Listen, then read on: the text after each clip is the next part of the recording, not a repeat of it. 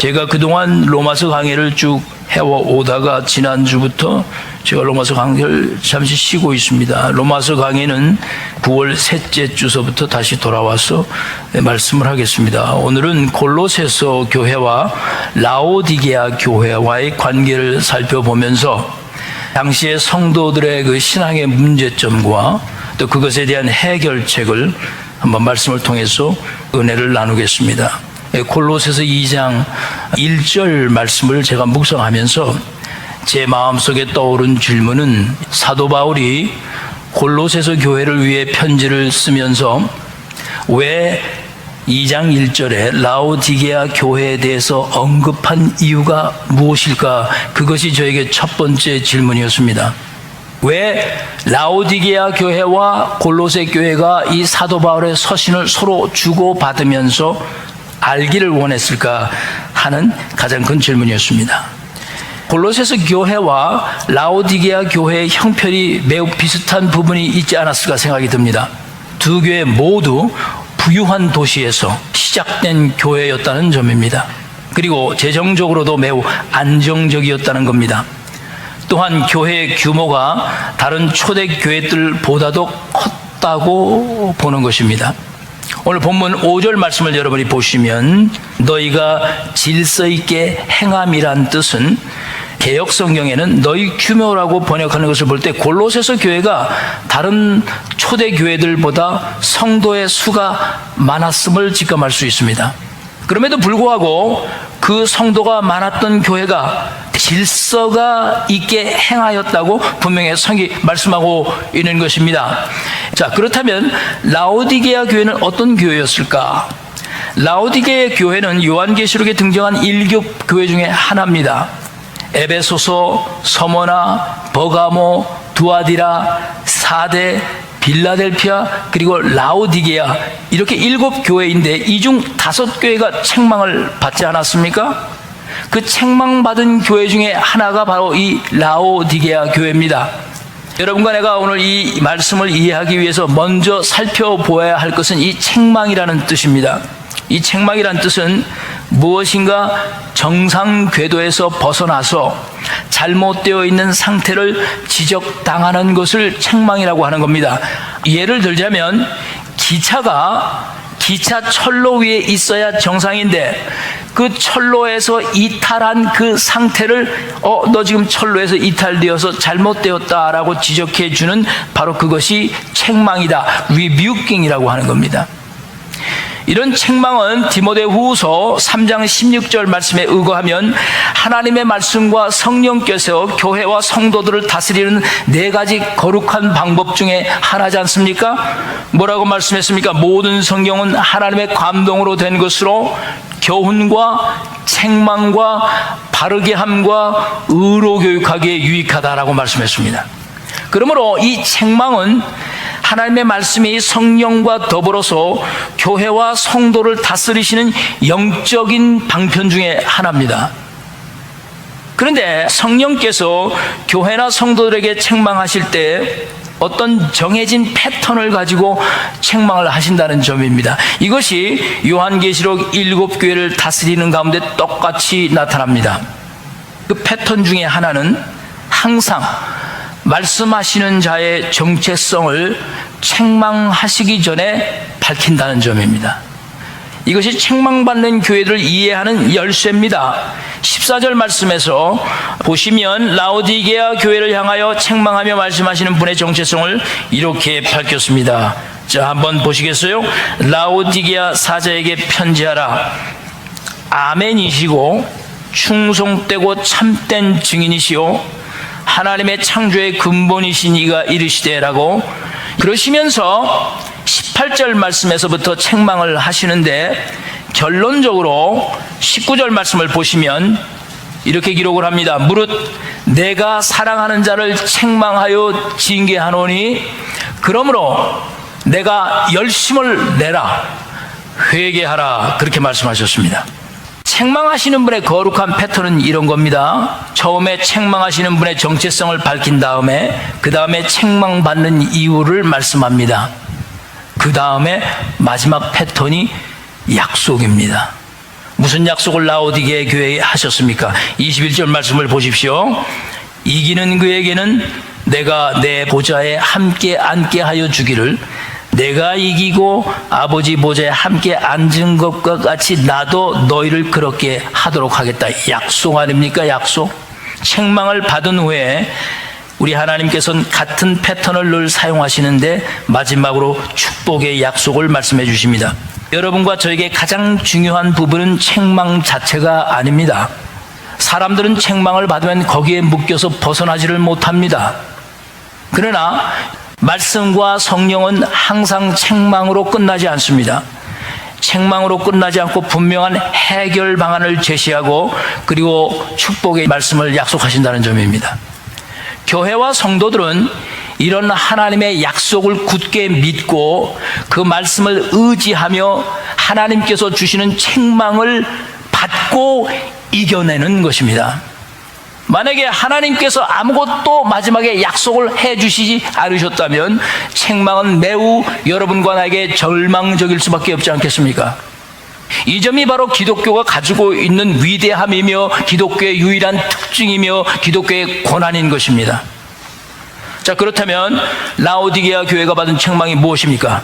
오늘 여러분이 교독 때 읽으셨습니다. 요한계시록 3장 15절 16절 말씀을 다시 유심히 살펴보시겠습니다. 내가 내 행위를 아노니 내가 차지도 아니하고 뜨겁지도 아니하도다. 내가 차든지 뜨겁든지 하기를 원하노라. 내가 이같이 미지근하여 뜨겁지도 아니하고 차지도 아니하니 내 입에서 너를 토하여 버리리라. 이게 지금 책망입니다. 라오디게아 교회가 받은 책망은 너희들이 미지근하다라는 책망입니다. 라오디게아 교회가 책망받은 이유인 이 뜨겁지도 않고 차지도 않은 이 미지근하다라는 것은 도대체 무엇을 의미하는 것일까요? 미지근하지 않다니까 한마디로 화끈하지 못하다, 이렇게 받아들이는 겁니다. 예를 들어서 기도할 때 소리를 내서 기도하지 않기 때문에 너 미지근하다 이러는 거예요. 그 미지근하다는 뜻이 무엇인지 17절 말씀에 분명히 밝혔습니다. 17절 말씀을 보십시오. 자, 내가 말하기를 나는 부자라, 나는 부요하여 부족한 것이 없다 하니 내 곤고한 것과 가련한 것과 가난한 것과 눈먼 것과 벌거벗은 것을 알지 못하는구나, 이렇게 말씀합니다. 미지근한 것이 무엇인지에 대해서 성경이 분명하게 17절 말씀에 제시를 한 겁니다. 다시 말하면 왜 그렇게 미지근할 수밖에 없었는지의 이유를 밝혀주는 겁니다. 오늘 본문에서 사도 바울이 골로새서 교회에게 말씀하면서 라오디게아 교회를 언급했던 이유는 바로 라오디게아 교회가 갖고 있었던 이 뜨겁지도 않고 차갑지도 않은 이 미지근함이 골로새서 교회도 똑같이 갖지 않기를 원했던 겁니다. 골로새서 교회가 다른 교회보다 크고 재정적으로 안정되면서 부유하고 넉넉하다, 이렇게 말을 한 겁니다. 그런데 성령께서는 실제로는 너희가 생각하기에 너희는 넉넉하다라고 생각하고 있지만 실제로는 너희들이 부유한 것이 아니다라고 책망의 말씀을 하시는 겁니다. 실제로 너희들은 어떠냐 하면 보십시오. 곤고하다, 가련하고 가난하고 너희들 눈이 멀었다, 너희는 다 벌거벗었다 라고 책망하신 겁니다. 이 책망보다도 더 심각한 것이 무엇이냐면 17절 마지막 말씀입니다. 이런 책망의 상태를 알지 못하고 있는 것, 이런 실체를 전혀 느끼지 못하고 있는 상태가 또 문제라는 것입니다. 그러니까 미지근하다라는 뜻은 소리를 크게 내느냐, 열정적으로 열심으로 하지 않느냐, 이런 게 아닙니다. 미지근하다라는 뜻은 자신의 실제 모습을 깨닫고 있지 못하는 상태가 미지근한 겁니다. 기도할 때 소리도 냅니다. 찬송 부를 때 힘차게 찬양을 부릅니다. 얼마나 봉사를 열심히 하는지 책임을 다합니다. 그런데 자기가 진짜 영적으로 어떤 존재인지, 영적으로 어떤 상태인지 전혀 모르고 있는 겁니다. 이것이 성경이 말씀하는 미지근하다라는 뜻입니다. 그래서 영적으로 깨어있는 참된 아멘이 없습니다. 교회들이 얼마나 양적으로 풍부합니까? 7 교회 중에 칭찬받은 빌라델피아 교회 보십시오. 완전 반대 아닙니까? 8절 말씀에 기록한 빌라델피아 교회를 보십시오. 내가 작은 능력을 가지고도 내 말을 지켰으며 내 거룩한 이름을 너희가 배반하지 않았도다. 작았지만 능력이 많은 교회가 빌라델피아 교회였습니다. 그러므로 여러분과 제가 신앙적으로 뜨겁다는 것은 우리의 소리와 열정에 관한 것이 아닙니다. 우리의 목소리의 높이와 신앙의 종교적인 열정에 관한 것이 아닙니다. 여러분과 나의 영적인 상태를 정확히 깨닫고 있는 그 상태가 뜨거운 겁니다. 그러니 실제로는 부유한 것 같지만, 웅장한 것 같지만, 위대하고 큰 것 같지만 가난한 겁니다. 여유 있는 것 같지만 곤고한 겁니다. 대단한 것 같지만 가련한 존재들입니다.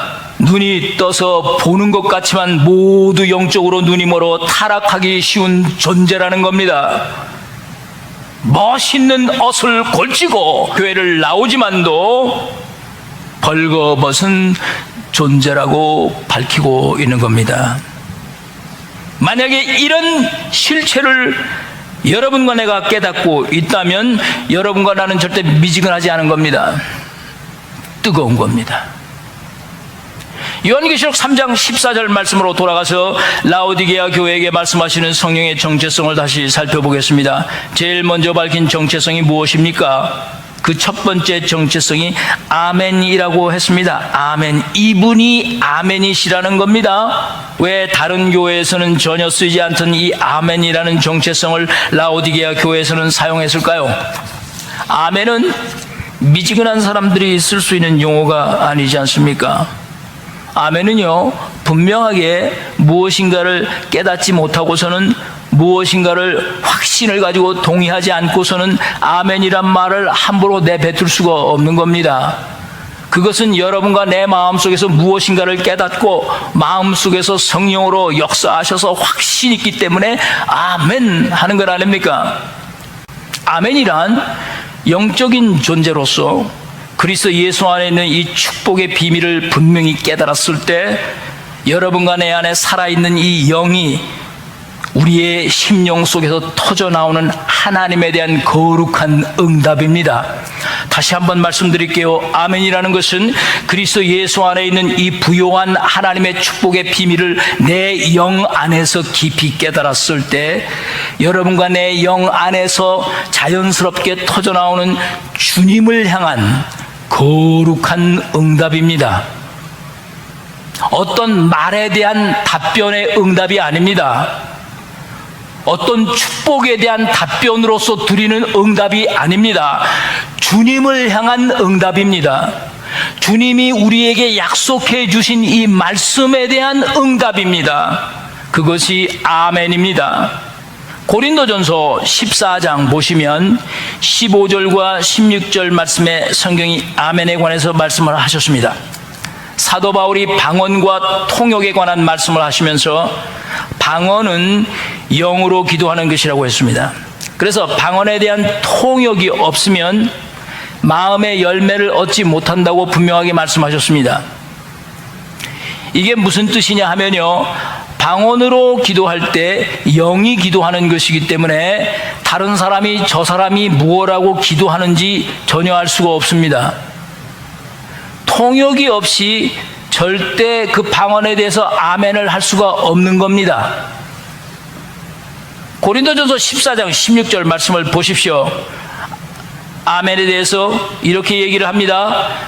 만약에 그렇지 아니하면 내가 영으로 축복할 때에 알지 못하는 처지에 있는 자가, 다시 말해서 영적인 상태를 깨닫지 못한 처지에 있는 자가 내가 영적인 언어로 방언으로 만약에 축복을 하고 기도를 했을 때 그가 무슨 말을 하는지 알지 못하고 어찌 감사에 응답하며 아멘이라고 할 수 있겠느냐, 이렇게 말씀하지 않습니까?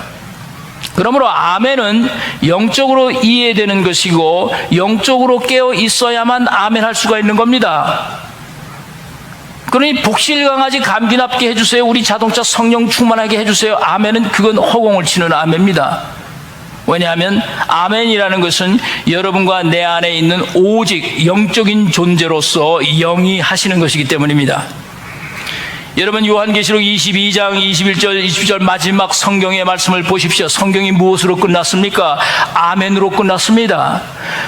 성경이 왜 아멘으로 끝나야 합니까? 당연히 아멘으로 끝나야지 않겠습니까?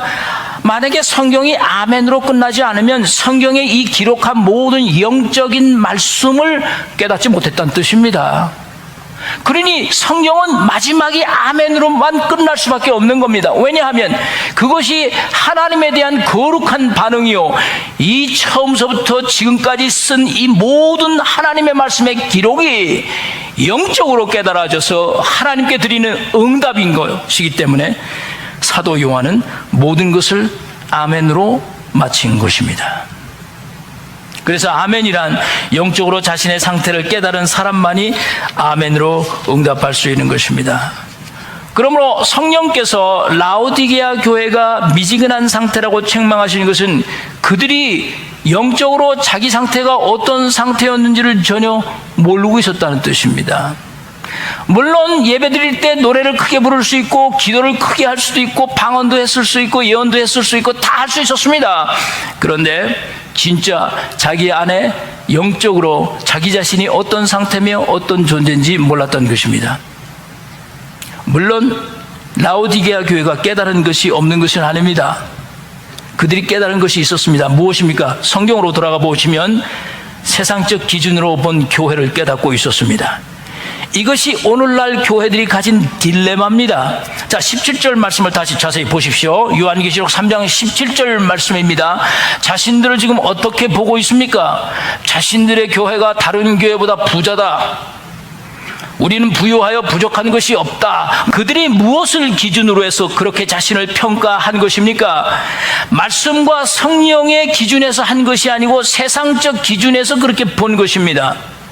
세상적인 눈으로 보면 부유한 것 같지만 영적인 눈으로 보면 없는 겁니다. 영적으로 보면 벗은 겁니다. 영적으로 보면 다 곤고한 거예요. 다 눈이 멀어버렸습니다. 그리고 다 벌거벗은 겁니다. 오늘날 이 라오디게아 교회는 이 시대에 참 많습니다. 인간이 가진 문제는 항상 똑같은 곳에서 출발합니다. 교회가 세속화된다는 뜻은 세상의 기준으로 영적인 상태를 보고 있기 때문에 타락하고 부패하는 겁니다. 그래서 항상 잘못 평가되어 왔고 잘못된 길로 가게 되는 것입니다. 그렇다면 성령께서는 라오디게아 교회에게 왜 이 아멘을 강조하셨을까요? 자, 고린도후서 1장 20절 말씀을 보면 특별히 사도 바울은 고린도 전서 후서를 통해서 이 아멘에 관련된 말씀을 많이 하십니다. 자, 이렇게 기록했어요. 하나님의 약속은 얼마든지 그리스도 안에서 예스란 말입니다. 예가 되나니 그런즉 그로 예수 그리스도로 말미암아 우리가 아멘하여, 잘 들어보십시오.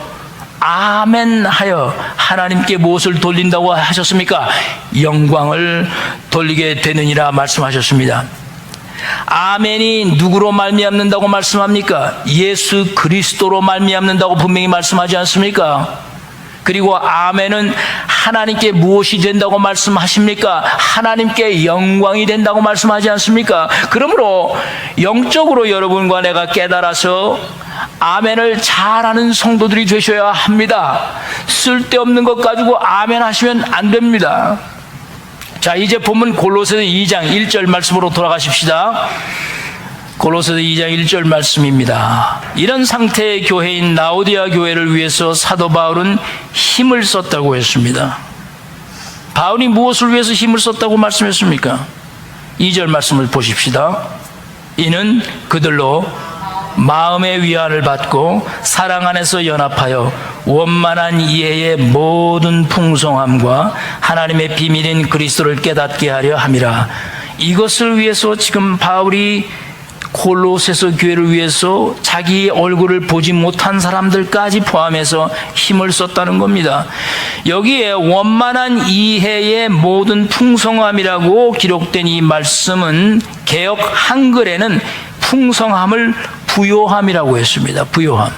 모든 풍성함, 모든 부요함, 그리고 무엇인가를 깨닫게 해주기 위해서 힘을 썼는데, 골로새서 교회 교인들이 가지고 있는, 혹은 라오디게아 교회 교인들이 가지고 있는 잘못된 판단, 자신들이 보고 있는 그 부요함과 풍성하다는 것이 도대체 무엇인가? 사도 바울은 그것을 골로새서 교회 성도들에게 분명하게 말씀해 주고 싶었던 겁니다.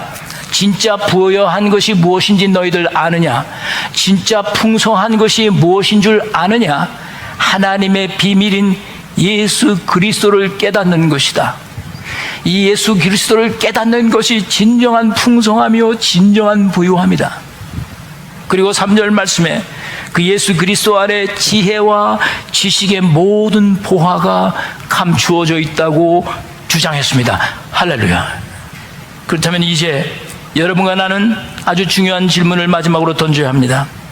우리가 부요하면서도 가난하다는 것, 영적으로는 곤고하다는 것, 자신이 부족한 것이 없다고 생각을 하면서도 자신이 가련하다고 볼 수 있는 것, 자신 모든 걸 다 보고 즐기고 있으면서도 내 눈이 멀었다고 생각할 수 있는 것, 좋은 옷을 입고 다니고 좋은 풍채를 나타내고 있으면서도 내가 정말 벗었다고 말할 수 있게 해줄 수 있는 방법이 무엇이냐는 겁니다.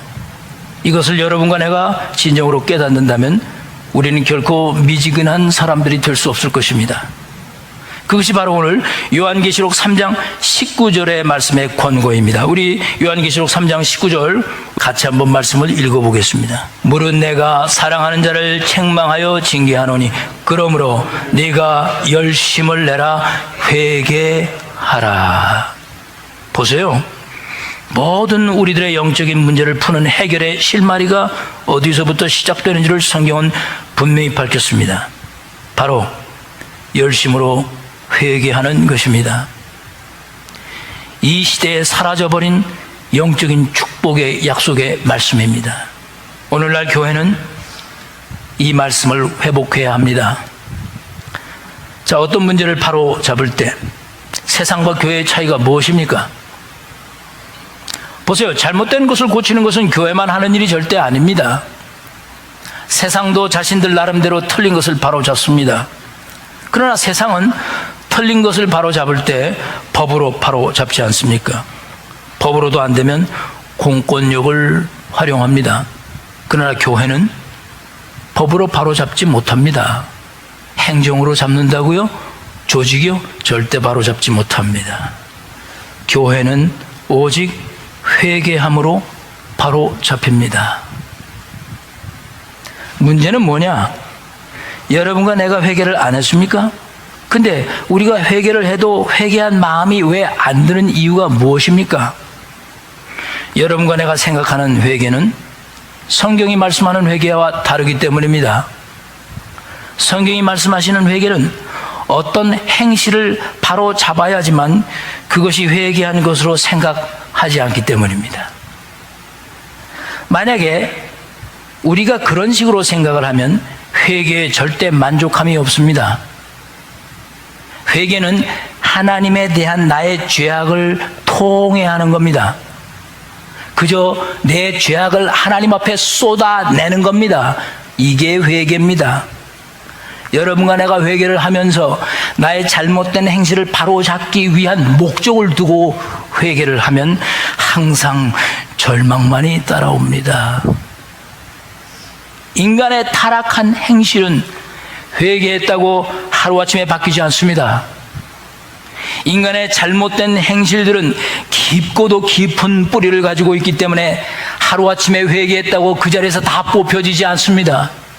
그래서 여러분과 내가 회개할 때 나의 잘못된 생각과 습관을 고치기 위해서 회개하는 목적을 가지고 회개를 하면 결코 만족할 수 없습니다. 열심으로 회개하면서 내 안에서 성령이 나의 문제를 성령께서 바로 잡을 수 있도록 나를 죽이는 것이 회개입니다. 내가 내 행실을 이 회개로 고치려고 하는 것이 회개가 아닙니다. 내 안에 존재하시고 임재하시는 성령으로 하여금 나의 이 잘못된 모든 부분을 그분이 바로잡을 수 있도록, 그분의 능력이 내 안에서 나타날 수 있도록 오직 내가 할 수 있는 것은 나를 죽이는 겁니다. 이 나를 죽이는 영적인 작업이 회개인 겁니다. 그래서 우리의 잘못을 토해내기만 하면 됩니다. 진정으로 하나님 앞에 내 죄악을 고발하면 되는 겁니다. 회개의 그 무릎 꿇는 행위 자체가 여러분과 나를 고치는 것이 절대 아닙니다. 베드로후서 3장 9절 말씀에 베드로가 하나님의 성품을 소개하면서 이렇게 말씀하지 않았습니까? 하나님은 오래 참으시는 분입니다. 하나님은 너무나 오래 참으셔서 아무도 멸망하지 않고 모두가 다 회개하기 이르기를 원하시는 분입니다. 하나님께서 오래 참지 않으시는 분이라면 여러분과 내가 드리는 이 날마다 회개는 기회가 주어지지 않을 것입니다. 우리 모두 멸망해버리고 말 것입니다. 디모데후서 2장 25절 말씀에 혹 하나님이 저희에게 회개함을 주사 진리를 알게 하실까 하노라. 행실을 고치기 위해 열심을 내는 회개와 회개를 통해서 참 진리를 깨닫는 회개는 엄청난 차이가 있습니다. 여러분과 내가 회개하고도 회개한 기분이 안 들었던 이유는 바로 그 이유입니다. 마지막으로 미지근한 이 라오디게아 교회를 향하여 열심을 내어 회개하라고 하신 것은 그들의 영적인 상태를 깨닫게 해 주신 것입니다. 여러분과 내가 사람이면서 옷을 입고 다닙니다. 우리가 옷을 입고 다니면서도 내가 벌거벗은 상태라고 깨우칠 수 있는 방법은 이 세상에 없습니다. 여러분과 내가 많은 것을 풍족히 누리고 있으면서도 정말 내가 가난하다라고 깨달을 수 있게 해줄 수 있는 유일한 길은 회개밖에 없습니다. 실제로 능력이 있으면서도, 자질이 있으면서도, 재능이 많으면서도 자신이 정말 곤고하다는 것을 깨우쳐 줄 수 있는 것은 회개 말고 없습니다. 마지막으로 오늘 말씀을 정리하겠습니다. 자신의 얼굴을 잃어버리고 자신이 진짜 누구인지 깨달은 사람이 있습니다. 지선아 사랑해라는 책의 저자인 이지선 씨입니다. 이지선 씨는 불의의 사고로 전신에 화상을 입고 예전에 아름다운 여인의 얼굴 모습을 잃어버린 사람입니다.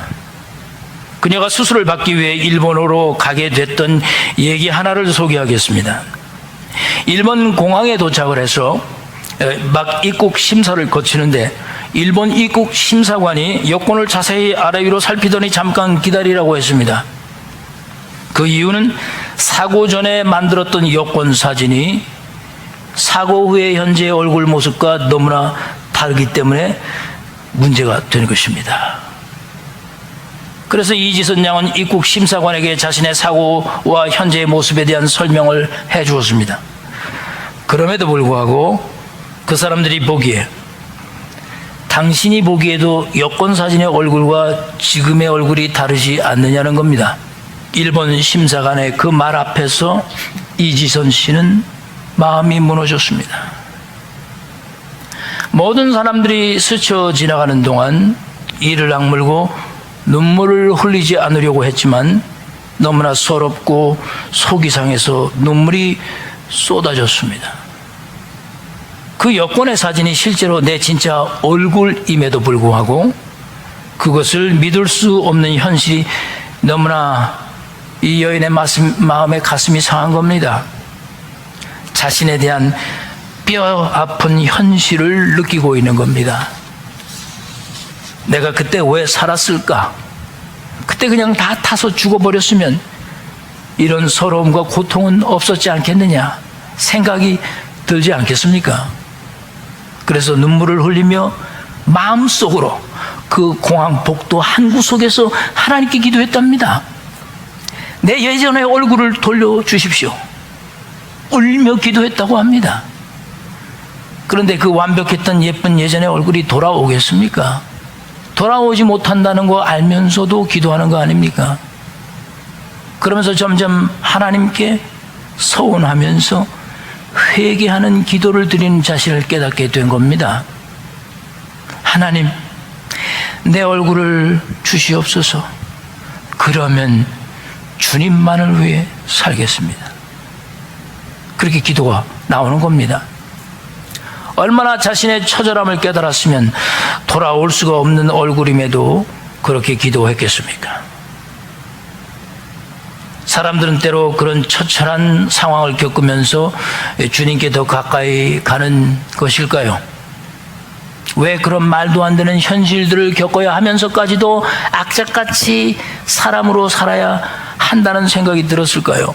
저는 이지선 양의 간증을 직접 들었습니다. 수많은 사람들 앞에 걸어 나와서 일그러진 모습으로 안녕하세요 그렇게 인사하며 내가 바로 그 이지선입니다 라고 하는 그녀의 당찬 모습을 나는 보았습니다. 그리고 이지선 양은 수많은 사람들 앞에서 이렇게 당당하게 말했습니다. 세상 사람들 누구에게나 고난은 있습니다. 그러나 그 고난을 통해서만 배우고 가질 수 있는 존귀한 것이 있습니다. 고난 자체가 축복이 될 때가 있습니다. 이렇게 말했습니다. 그러면서 이렇게 얘기합니다. 그것은 지금의 일그러진 제 얼굴과 짧아진 손가락들 때문에 전혀 알지 못했던 하나님의 은혜를 깨닫게 되었고 그분의 사랑을 맛보았다는 것입니다.